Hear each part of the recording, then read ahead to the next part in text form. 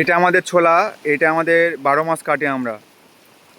এতে আমাদের সব সংসার চলে, হাত খরচা সব চলে। এটাই ভিজে গেছে। Hello guys, welcome to my new blog. So guys, আজকের এখানটায় প্রচুর বৃষ্টি হচ্ছে। বৃষ্টির সময় আমাদের ঘরের অবস্থা তোমাদের দেখাবো। সো গাইস, আজকে দেখতে পাচ্ছ বৃষ্টির সময় এখানটায় কি অবস্থা, পাকাতে জল পড়ছে। মানে কি অবস্থায় থাকে ভাবো।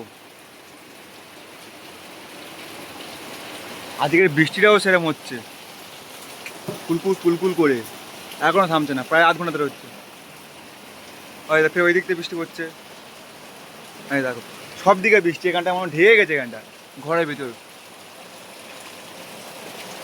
পাকাতে জল পড়ছে। দেখো, থাকে কী করে ভাবো তাহলে, এখানে থাকে কী করে।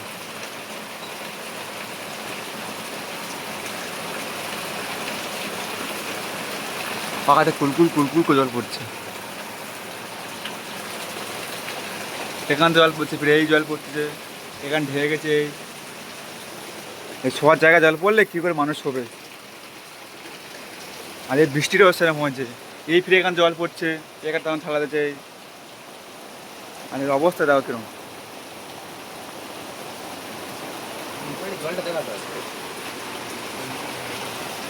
জলটা কেন পড়ছে দেখো, দেখো তোমার দেখাচ্ছি। দেখো, হ্যাঁ দেখো, দেখো কুলকুল কুলকুল করে পড়ছে। আর এইদিকে পাকা মরছে, কিচ্ছু করবে না, সবার জন্য সব কিছু করতে হবে।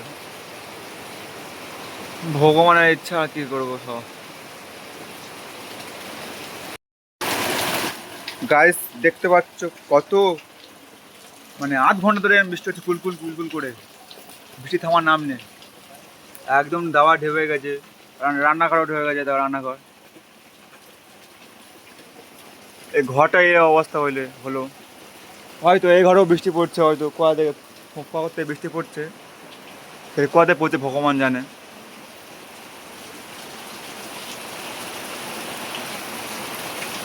এই অবস্থা থাকা যায়? গাইস তোমাদের একটা জিনিস দেখাবো। এই বৃষ্টিতে একটা কাকা কাজ করছে। এই দেখো, কাজ তো করতেই হবে, কারণ আমরা সব গ্রামের ছেলে। আমাদের পরিস্থিতি এরকম। এমনি কি করে সবাই, সব পেটে জ্বালায়, কিচ্ছু করার নেই। তাই সবাইকে বলছি একটু সাপোর্ট করো।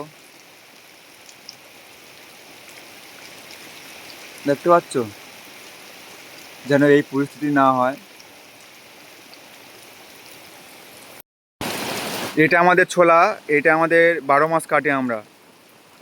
এতে আমাদের সব সংসার চলে, হাত খরচা সব চলে। এটাই ভিজে গেছে। এই দেখো ভিজে গেছে, মানে আমরা কি অবস্থায় আছি দেখো, এটাও ভিজে গেছে।